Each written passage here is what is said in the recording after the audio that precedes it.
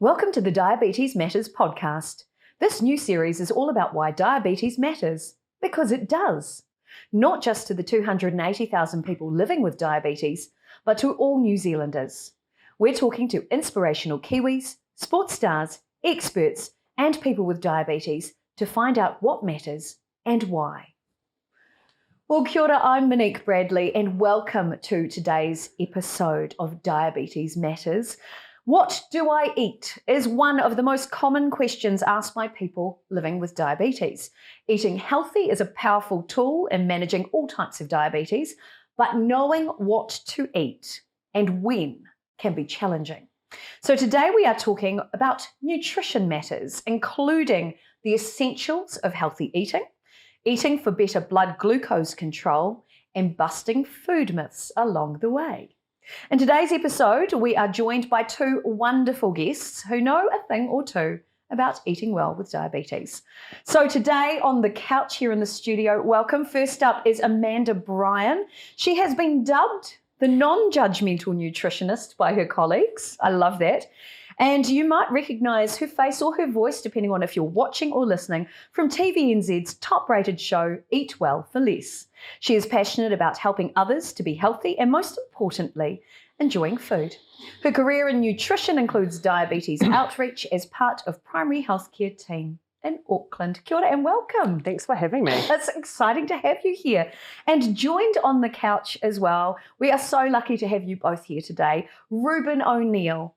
He has type 1 diabetes, and you may know him as a professional rugby player with the Chiefs, who also runs his own consultancy from Taranaki, supporting people to live well with good nutrition and exercise, especially for his fellow type 1s. Welcome to the couch.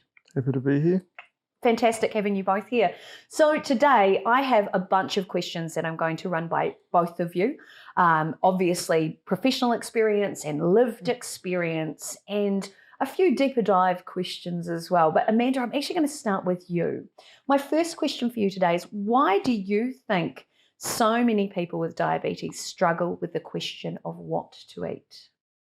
I think first off, it can be quite scary and daunting learning you have a condition like diabetes, that all of a sudden you really need to think about what you're eating, exercise levels, potentially medications, complications. There's a lot going on there. And in the nutrition world, there's a lot of advice out there and it can come from a range of sources, so it can be quite confusing. You've got marketing on food products, right to information you see on the internet from, influencers who might not have any scientific background in nutrition, all the way through the health spectrum. So I think a lot of the time people are just hearing a lot and they're not really sure who to believe. So it's kind of overload for them in making those decisions. Absolutely, yeah. Wow. So do people with diabetes need to eat differently to the other members of their family?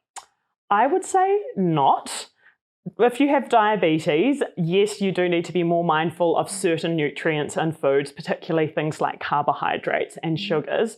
But if you're following the Ministry of Health guidelines, the recommendations from organisations like Diabetes New Zealand, everyone can be living well by focus on eating plenty of vegetables and fruit, then having some whole grains in the diet as well, some protein foods. So that's our things like our lean meats, our chicken, our fish, our eggs, our nuts, seeds, beans and legumes. That is a very big food group. I hope I haven't forgotten anything there.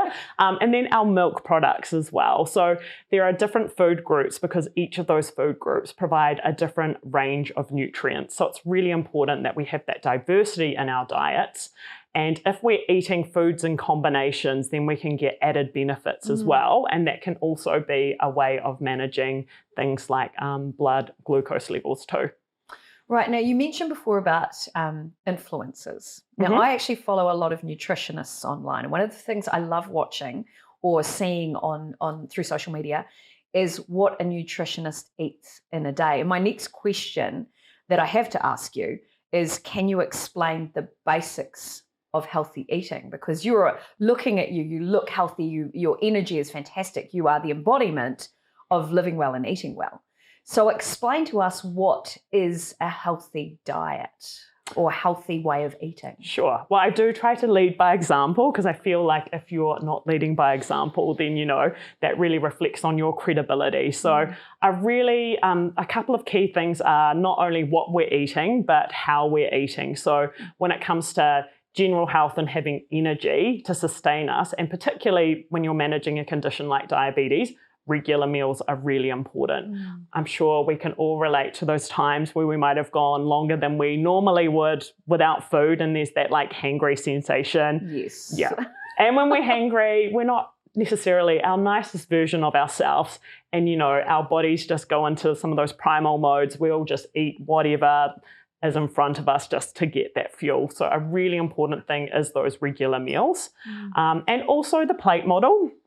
So the plate model, it can be quite confusing if you don't have that scientific background in nutrition, like a registered dietitian or a registered nutritionist, to think about how many portions of things you need throughout the day. So the plate model is a really good guide for everyone. So with that, what we're talking about is if you look at your plate, if you cut it in half, on one half of the plate, ideally, that should be full of vegetables and fruit, and they need to be the non-starchy ones. So when we're talking about non-starchy, they're more our fruits and vegetables like our lettuces, tomatoes. The starchy ones are more of the carbohydrate foods. So our things like our potatoes, our taro, our kumara, they're counted separately when it comes to that plate model. So with those vegetables, they provide us with lots of fiber that's going to help us feel full. It's really beneficial for our gut health too.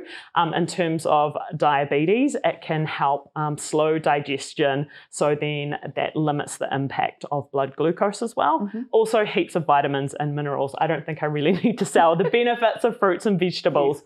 And then with the other half of our plate, we want to split that in half again. So 1/4 of the plate is the starchy foods.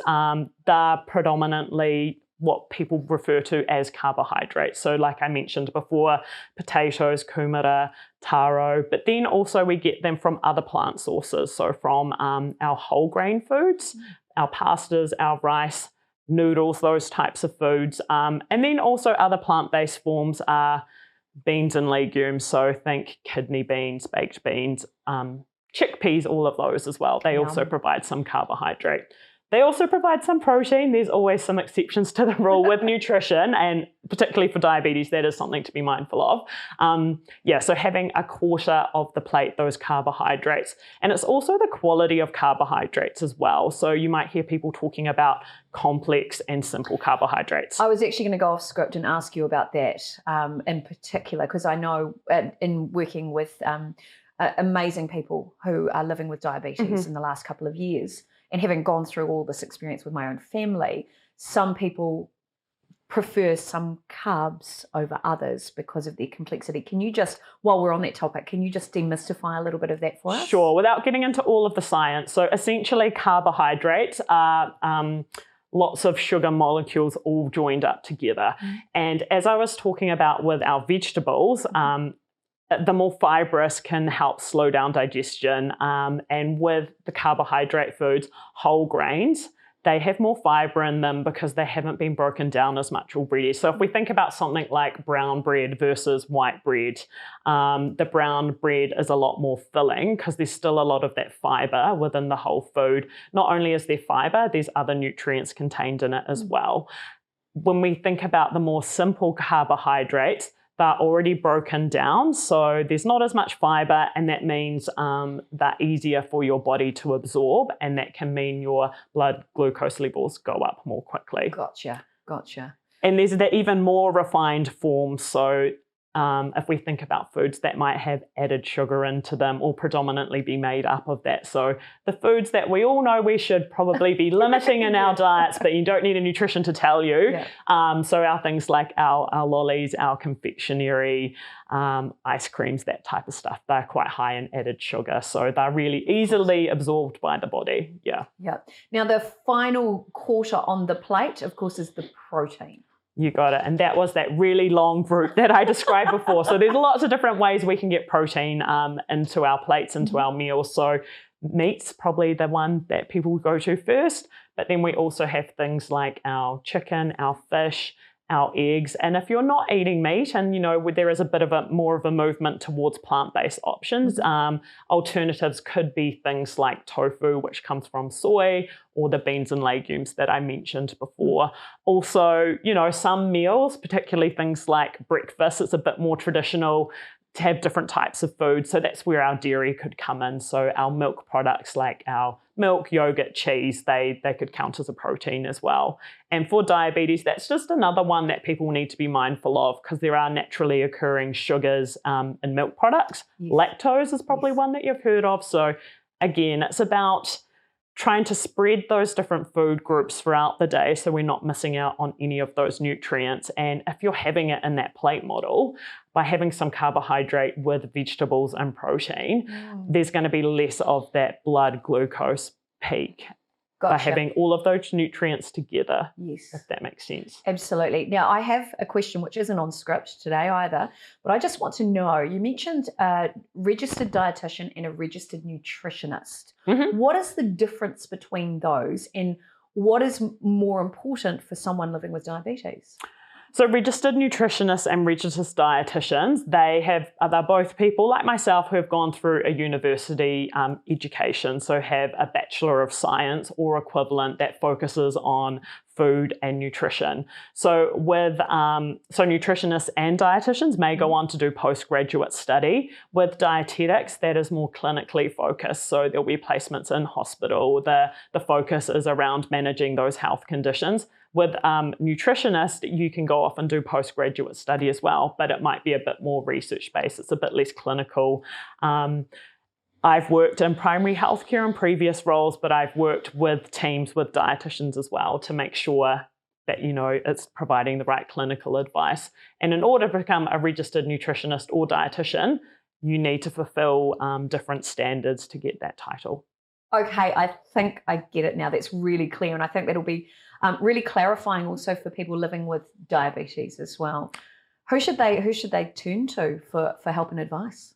So turn to a registered dietitian or a registered nutritionist, and look out for someone who does have that experience working with people with diabetes. Word of caution though, dietitian is a protected term, whereas nutritionist, people can call themselves that, but they may not have that same scientific education or training. So just be careful on where you're getting that advice from. Thank you so much. I was today years old when I learned that. Very grateful, very grateful. And a couple of websites to help people. There's Dietitians NZ website, and then there's the Nutrition Society of New Zealand as well. So you can look up those people who are registered there. Thank you. That's brilliant advice. All right. So my next question for you, any tips on how to eat well for less? Because we all know healthy eating can be quite costly these days. What are your thoughts? So probably the first tip isn't really around nutrition, it's more around planning. So when we go into the supermarket and we don't have a plan and we have a shopping list, it can be really easy to be distracted by all of those signs, the promotions, because at the end of the day, marketers want you to buy their product. And I'm not going to lie, I see one of those signs and I get all excited. I know, especially when it's like a 2-for-1 deal, like some of them sound too good to be true. Yeah. I get sucked in as well chocolate. Sometimes. Goddamn chocolate. So first tip would be making a plan, even if it's not planning out all of your meals for the week, planning out a couple of them, making a list, checking in your cupboard first, seeing that you've got the ingredients so you might not need to buy everything. Another tip, a lot of people, and I've moved to this way of shopping as a result of lockdown. I used to think I really love going to the supermarket and looking at the shelves, seeing the new stuff. But actually now with online shopping, that can be a really great way of not getting sucked in by some of the promotions, because if you just search for what you need, and you can actually keep track of what you're spending as you go, because I'm sure we've all had shocks at the supermarket when we just go in for one or two things and then all of a sudden we've spent a lot of money. Yeah, every time. I understand. It's a great tip. And then some other ones would be, especially when it comes to vegetables and fruit, there's that misconception out there that fresh is best. That's not necessarily the case. There's still great nutrition in frozen and tinned varieties, and you don't have to worry as much about them spoiling and going off. They have a much longer shelf life. Their prices fluctuate much less, and the nutrition is just as good. So sometimes there's that stigma around tinned and frozen fruits and vegetables. That's not true. It's not true. Beautiful. So many great tips there. And I had a question. I preempted my own questions because I have a question there to finish off, which is talking about carbs, because I know it is a big question for many people living with diabetes, but we will just retouch very quickly on it. What are your thoughts on carbs for people living with diabetes? So personally, I'm not a fan of cutting out nutrients or food groups. I know there is a lot out there around low carb lifestyles and diets, and some people can find that really beneficial.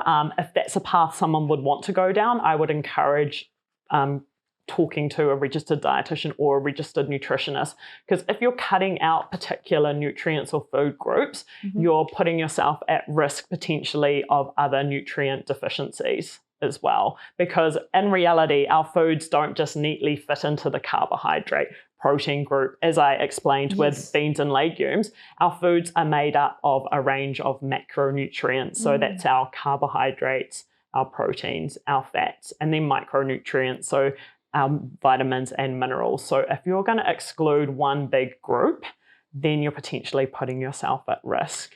Wow. So it's about choosing the right solution on what your body needs. Yeah. And also I think when it comes to nutrition as well, often people forget about the social and cultural reasons why we eat as well. And I know when I was seeing people in clinic, one of the first things was they would think, oh no, I can't eat kumara anymore and I really love that, or I can't eat taro, I can't eat rice, I can't eat naan bread anymore because they're carbohydrates.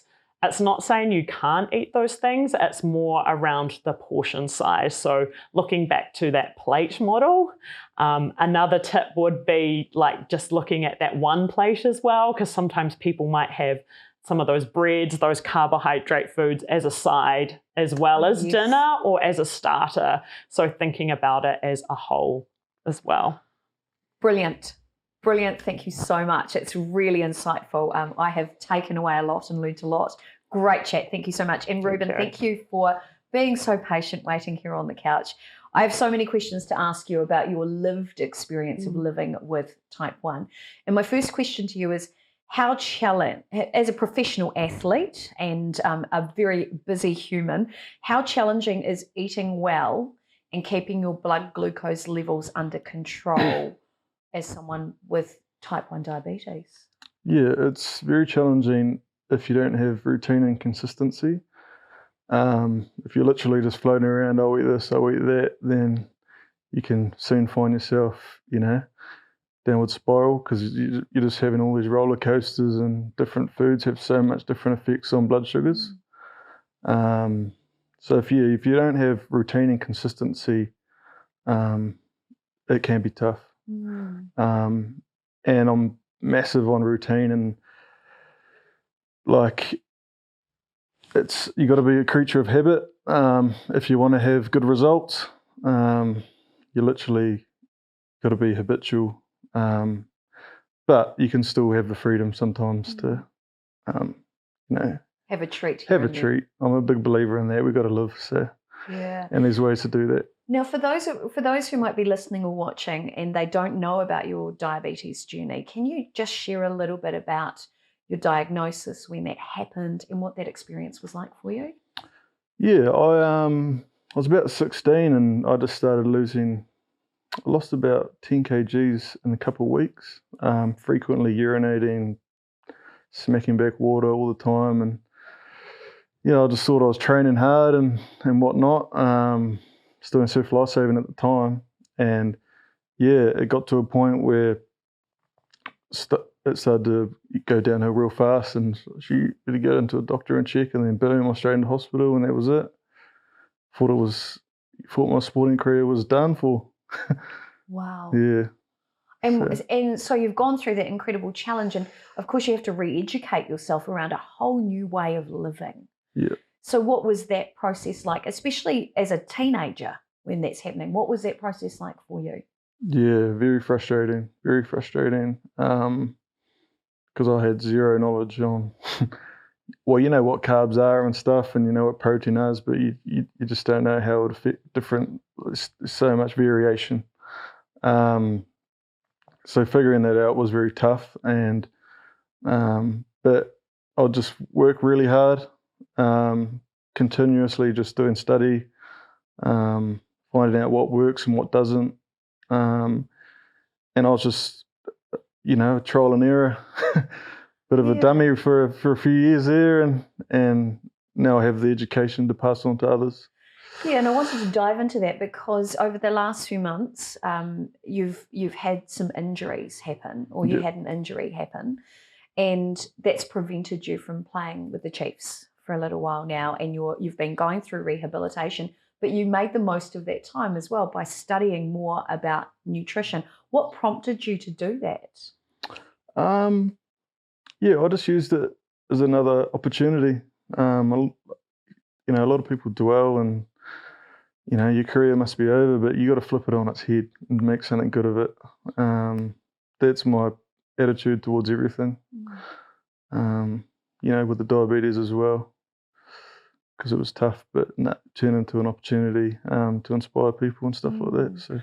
So one of the things, just speaking about that, as in being a professional athlete with living with diabetes, one of the things that when we were having this chat before we started recording today's episode was learning to manage your diabetes before you go into a game. Yep. Can you share with our viewers and our listeners your routine before we jump into your questions about nutrition?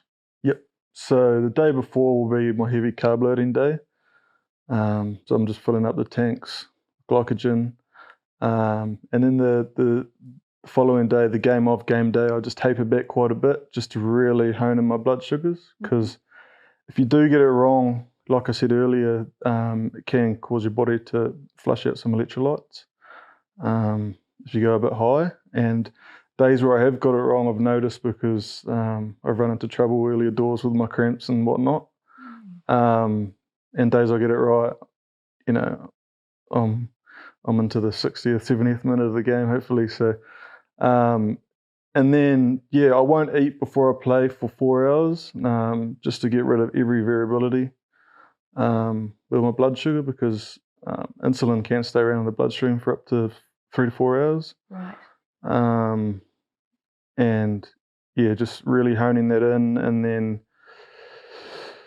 But I think I'm testing frequently, literally every 5 minutes. Wow. So how many times a day? On a training or game day, it'll be up to 50 times. Wow. Yeah, just to get it right. And I'm a big believer in like if you want to make professional sports, like with all my type 1 clients, I'll never sugarcoat anything. Like, if you do this, okay. If you do this to 90%, you're going to be fine. With diabetes, the unfortunate thing is you can definitely do it, but you got to be 120% locked into your craft if you want to have good success.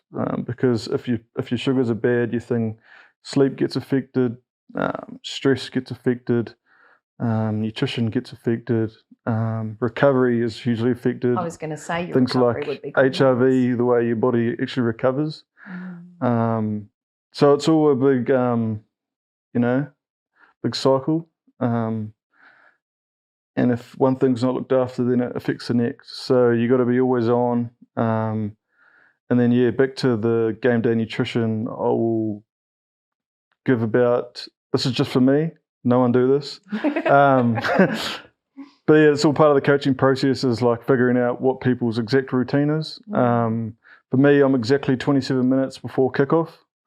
I'll take 12 units of insulin, and that caters for my liver, adrenaline releasing glucose from my liver. Wow.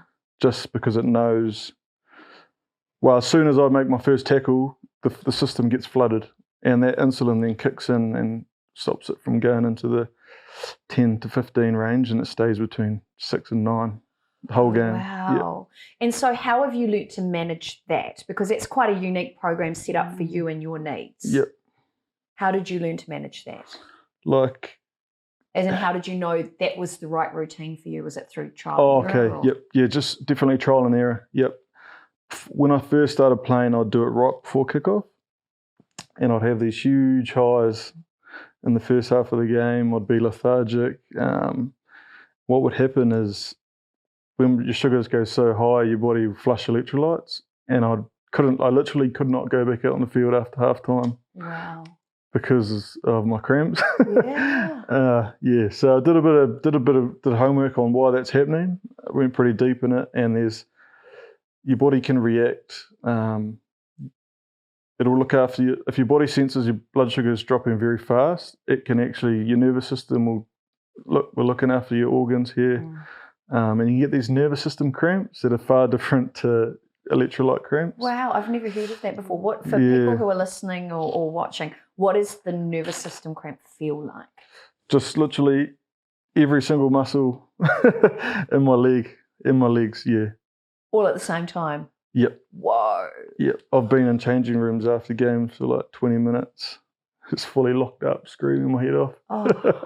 But it's all good stuff. And then, the cramps, the electrolytes come with it as well. So just playing around with that, making sure they're all tip-top on game day and sugar levels are stable. Great. So jumping back onto script now, because it was kind of an added extra. Yeah, it's all good stuff. So let's talk about nutrition and managing diabetes and how it all works together. So what advice do you give other people with diabetes to manage their levels and still enjoy the food that they want to eat? Yeah, just follow I like to say 90%. 90% of the week, routine and consistency with diabetic friendly foods. And that doesn't mean it's got to be especially in the sporting world, you want to try and meet your calorie maintenance just to train effectively and recover effectively. So that doesn't mean tapering back on calories. It just means having that routine around meals and regular meals. Exactly. Yep. And things like order of foods, like for white rice, for example, yes, it does creep into your bloodstreams extremely fast if you have it on its own. But if you eat your protein and your vegetables before that, it can sort of have the same effect as fibre and fats as well. That's a good point. That's slow absorption as well. Yeah. It's like it acts as fibre to some extent. So it's a big coaching. Because in the sports world, you've got calories, you've got to try and push them. So it's a bit hard because diabetes is sort of like, no, yes. I don't want this influx. But if you have routine around meals and you know exactly what foods work best for you, and you do things like eating the proteins and the fibrous foods first, there's ways around it. So it's like learning the rules of the game and using those rules to your advantage. Yeah, for sure. Yep. And then the more you're exercising and stuff like that, the easier it becomes. And you're sleeping and stuff like that, the more your body works in harmony. And you're like, because you can have those days where you're just like, what's going on? Oh, that's right, I got 4 hours sleep last night. Gotcha. Yeah, so gotcha. So keeping that regular consistency of good, I shouldn't say good or bad behaviour, because there is no good or bad behaviour, there's just choices. So it's about making the consistent choices that support your well-being. Is that what you would say? Yep, for sure. Yep. Excellent. And then I'm a big believer in treats, so I don't mind one. But it's like, just don't let it affect your sleep. If you're going to have a treat, make sure it's a few hours before you knock off, so you can deal with your blood sugars and you're not having those late spikes. And I think, making sure it is a treat, because often some of those treat foods like lollies and chips and ice cream, when they become a daily food, then it's not really a treat anymore. So just, earn the right. Earn the right. I take that away. As Oprah would say, that's a tweetable moment. Earn the right. I've got that one. Yeah. Okay, so next question for you, Reuben. You play professional sport at a very high level. What advice would you have for other people with diabetes eating for high performance? What advice? Just making sure you're hitting your calories, and you just have that routine on lockdown, and you're looking after your fundamentals, your sleep, your recovery, nutrition, hydration. Yep, because it's a vicious cycle if you get one wrong, and then it can, demotivate you to some extent. Of course. Now, I'm aware too that with diabetes does come health complications. And again, I'm a little bit off script, but I want to be able to share your lived experience with our viewers and our listeners. Diabetes can affect how we recover, not just from sport recovery, but also from injury. And you've just gone through that process of having an injury. How did you manage your diabetes through that? Did it impact your blood glucose levels? Did it prevent you from exercising, which is part of your well-being plan? What was that experience like for you? Yeah, it was definitely frustrating because I need to exercise. I need to lift weights to be myself. And things like testosterone and estrogen in females, it all helps being tip top. It all helps those blood sugars. And exercise is a big, indicator of that. So I just did everything in my power. If that meant going for a half an hour walk down the street with a silly little neck brace on and getting laughed at, I'm just doing it because I'm going to be better off for it. Things like sauna therapies and stuff like that, just mimicking exercise. And then just being a bit more mindful of the food I eat because I'm not as active. And picking those fibrous vegetables and stuff like that, just to really have that slow, steady release throughout the day because I'm naturally a bit more resistant because I don't have the exercise load. Yep. It's just awareness. That's all it is. Yep. Awareness. Excellent. Now, finally for you, Reuben, what message would you share with other people with diabetes about the benefits of eating well? Just like diabetes is a chore, but if you are in control of it, it's not. Because literally for me now, like you said at the start of this podcast, how annoying is it? And I'm just like, well, I don't know any different. That's right. We had that chat. Yeah, because it becomes so much of a habit that it becomes normal. And then you're just doing it every day. You're consistent. You're a creature of habit. And life becomes so much better because it's a normal and, my sugars are tip-top. Yeah, so it doesn't really get in the way anymore. Fantastic. Look, it's so good to hear your actual experience and thank you so much for sharing that very personal information. Yeah, I really appreciate that. So I have a joint question for the both of you.